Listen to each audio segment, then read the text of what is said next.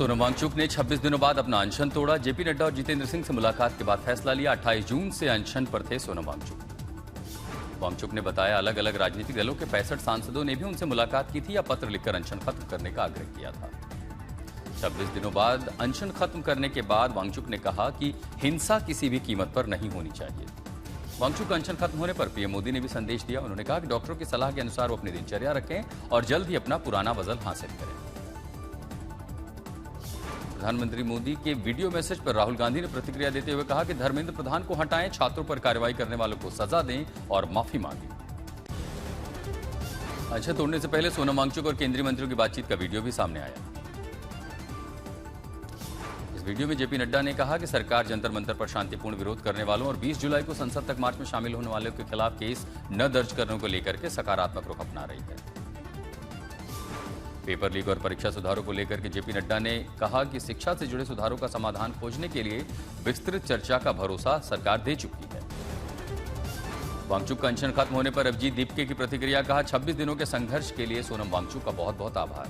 उधर सौरभ दास ने दावा किया कि आज कॉन्स्टिट्यूशन क्लब में केंद्रीय मंत्रियों से मुलाकात होगी। सीजेपी इस मुलाकात में शामिल होगी। सीजेपी का आज देशव्यापी प्रदर्शन है। बड़ी संख्या में छात्रों से शामिल होने की अपील की गई है। सीजेपी प्रदर्शन को लेकर के वायरल पोस्ट पर पुलिस ने खंडन किया है। डीसीपी ने कहा कि पासपोर्ट रद्द करने का कोई आदेश नहीं है। दिल्ली में आज भी 17 मेट्रो स्टेशन बंद रहेंगे। राजीव चौक मंडी हाउस पर इंटरचेंज की सुविधा जारी रहेगी। आप सांसद संजय सिंह ने सरकार पर हमला बोलते हुए कहा कि सोनम वांगचुक का अनशन खत्म हो गया, लेकिन छात्रों के मुद्दों पर आंदोलन अभी भी जारी रहेगा। छात्र प्रोटेस्ट पर सलमान खान ने कहा कि पीएम ने सख्त कार्रवाई का भरोसा दिया है। घर लौट जाएं छात्र, वांगचुक से अनशन खत्म करने की अपील।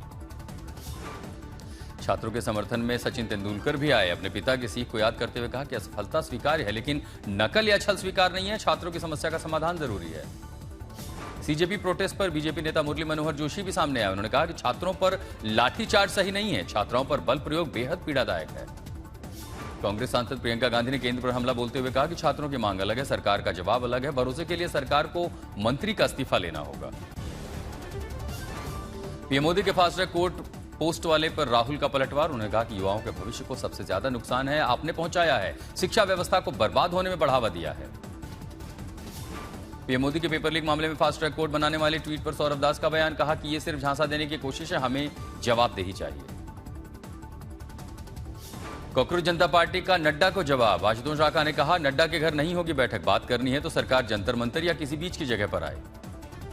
शिरोमणि अकाली दल की सांसद हरसिमरत कौर बादल का आप पर दोहरे मापदंड का आरोप। बोली दिल्ली में दिखावे के आंसू, पंजाब में पेपर लीक पर जीरो कार्रवाई। जेपी नड्डा का बयान। शांतिपूर्ण प्रदर्शनकारियों पर अब केस नहीं होंगे। नीट पीड़ितों के लिए मुआवजे पर सरकार सकारात्मक है। महुआ मोइत्रा का पीएम मोदी पर हमला। बोली सुबह 4 बजे उठकर धर्मेंद्र प्रधान को बर्खास्त कर दें। सीजेपी ने कहा सरकार से न्यूट्रल जगहों पर ही होगी मुलाकात। धर्मेंद्र प्रधान के इस्तीफे समेत 4 मांगे रखेंगे। प्रदर्शनकारियों पर दर्ज एफआईआर वापस और पीड़ित परिवारों को मुआवजा मिले। सीआर पाटिल का बयान। नीट पेपर लीक पर सख्त कार्रवाई होगी, छात्रों के हितों की सुरक्षा मोदी सरकार की पहली प्राथमिकता है। केंद्र सरकार में बड़ा प्रशासनिक फेरबदल हुआ है। शिक्षा मंत्रालय के दोनों प्रमुख विभागों के सचिव बदल गए। नीट जोशी पंचायती राज मंत्रालय भेजे गए। नरेश पाल गंगवार और टीके अनिल कुमार को नई जिम्मेदारी भेजा गया है।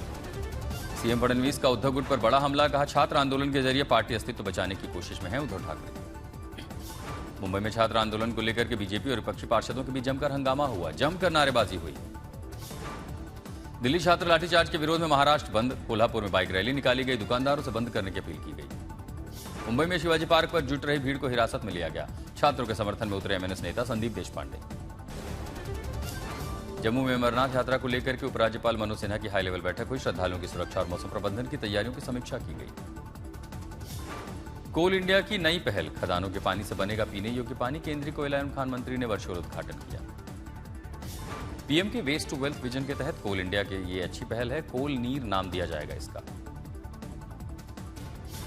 देश में स्वच्छ जल परिवहन की नई शुरुआत की गई है। वाराणसी के नमो घाट पर पर्यावरण अनुकूल इलेक्ट्रिक नौकाओं की शुरुआत की जा रही है। त्रिपुरा में खर्ची फेस्टिवल की धूम देखी गई। सीएम मानिक साहा ने महोत्सव का शुभारंभ किया। मेले में संस्कृति की झलक देखी गई। गुजरात में बाढ़ के हालात पर डिप्टी सीएम हर्षांगी लगातार सक्रिय हैं। नवसारी वलसाड़ पहुंचकर हालात का जायजा लिया। वहीं रामबन के नेशनल हाईवे 44 बंद होने से यात्रियों को बचाने के लिए बनिहाल से कटरा तक स्पेशल ट्रेन सेवा शुरू की गई है। गृहमंत्री अमित शाह ने गुजरात के मुख्यमंत्री भूपेंद्र पटेल से फोन पर बात की। वलसाड़ में बारिश को लेकर के समीक्षा की। गुजरात के कई जिलों में बाढ़ का कहर देखने को मिल रहा है। नवसारी में पूर्णा नदी खतरे के निशान से 5 फीट ऊपर बह रही है। लगातार हो रही बारिश के चलते वलसाड़ में बाढ़ जैसे हालात हैं। मधुबन डैम के 10 गेट खोले गए। दमन गंगा नदी में लगभग 2.5 लाख क्यूसेक पानी छोड़े जाने से अलर्ट जारी किया गया है। दक्षिण गुजरात में भी मूसलाधार बारिश से जनजीवन अस्त व्यस्त है। हजारों लोगों को सुरक्षित स्थानों पर पहुंचाया गया। भरूच में भी बारिश से जनजीवन प्रभावित हुआ है। सड़कों पर सैलाब बहा। आने वाले दिनों के लिए रेड अलर्ट भी जारी किया गया है। जम्मू कश्मीर के किश्तवाड़ में भारी बारिश से चिनाब नदी का जलस्तर बढ़ गया है। रटले जल विद्युत परियोजना का कॉफर डैम टूट गया है। जम्मू श्रीनगर नेशनल हाईवे 44 पर खौफनाक मंजर देखने को मिला। रामबन में पहाड़ी से मलबा गिरने से कई वाहन क्षतिग्रस्त हुए। सुरक्षा के मद्देनजर नेशनल हाईवे 44 को फिलहाल भूस्खलन के चलते बंद कर दिया गया है। राजस्थान के श्रीगंगानगर में बारिश से बाढ़ जैसे हालात दिखे। वीआईपी इलाके भी डूब गए। सड़कों बाजारों में भारी जल भराव। हनुमानगढ़ में भारी बारिश के चलते रिहायशी इलाके जलमग्न हो गए। गांवों में लगभग 20 से 30 मकान क्षतिग्रस्त हुए हैं। अमृतसर में बाढ़ जैसे हालात हो गए हैं। घर खेत सड़कें जलमग्न हैं। डूबी धान की फसलें। महाराष्ट्र के पालघर में भारी बारिश से बाढ़ जैसे हालात। सूर्या नदी में उफान से चारों तरफ सैलाब। दक्षिण गुजरात में मूसलाधार बारिश के चलते खाड़ियों का जलस्तर बढ़ा। सूरत में सड़कों पर जलभराव देखने को मिला। पालघर में बाढ़ के बीच रेस्क्यू ऑपरेशन। बेवा पानी से घिरे फंसे एक ही परिवार के 4 लोगों को बचाया गया। गुजरात के आनंद में ताश के पत्तों की तरह 2 मंजिला जर्जर इमारत गिर गई। लाइव वीडियो सामने आया। उड़ीसा के ढेंकनाल में भीषण सड़क हादसा हुआ। शादी से लौट रही कार तालाब में गिरी। 5 लोगों की मौत हो गई। चंदौली में पुलिस की बड़ी कार्रवाई। मुर्गी दाने की बोरियों के बीच छिपी 15 लाख की प्रतिबंधित कोडीन कफ सिरप बरामद की गई। उज्जैन में हनी ट्रैप के बाद अपहरण का खुलासा हुआ। 10 लाख की फिरौती वसूलने वाले गैंग को गिरफ्तार किया गया। पुरुलिया में मिलावटी मसाला फैक्ट्री पर खाद्य विभाग की टीम ने छापा मारा। खतरनाक रंग केमिकल बरामद किए गए। धनबाद में सेप्टिक टैंक में सफाई करने उतरे 2 श्रमिकों की मौत जहरीली गैस में चपेट में आने से दम घुट गया। सहारनपुर में पुलिस बदमाश में मुठभेड़ हुई। पुलिस की गोली लगने से घायल हुआ हिस्ट्री शीटर। 14 आपराधिक मुकदमे दर्ज थे। वाराणसी में मां ने मोबाइल चलाने से बेटी को रोका तो लड़की ने फांसी लगा ली। पुलिस ने शव बरामद कर फॉरेंसिक टीम को भेजा। भिवाड़ी में एटीएम लूट की कोशिश नाकाम की गई। सायरन बजते ही फरार हो गए नकाबपोश। अलवर में कच्छा गैंग ने दस्तक दी। चोरी से पहले घरों की रेकी करते हुए संदिग्ध सीसीटीवी में कैद हो गए। पंजाब के फाजिल्का में बारिश के बीच भरभरा कर मकान की छत गिरी। अंदर सो रहे 2 लोग मलबे में दबे। दोनों की हालत गंभीर। पहले टी20 मैच में भारत ने जिम्बाब्वे को 7 विकेट से हराया। हरारे में श्रेयस अय्यर की कप्तानी में टीम इंडिया की शानदार जीत। 3 मैचों की टी20 सीरीज में भारत 1-0 से आगे। पहले बल्लेबाजी करते हुए जिम्बाब्वे ने भारत को दिया था 126 रनों का लक्ष्य, जिसे टीम इंडिया ने 14वें ओवर में हासिल कर लिया। ईशान किशन ने 35 रन की पारी खेली। कप्तान श्रेयस अय्यर ने नाबाद 28 रन बनाए। वैभव सूर्यवंशी ने 18 गेंदों में अर्धशतक जड़ा। टी20 क्रिकेट में सबसे कम उम्र में अर्धशतक जड़ने वाले दुनिया के पहले बल्लेबाज बने।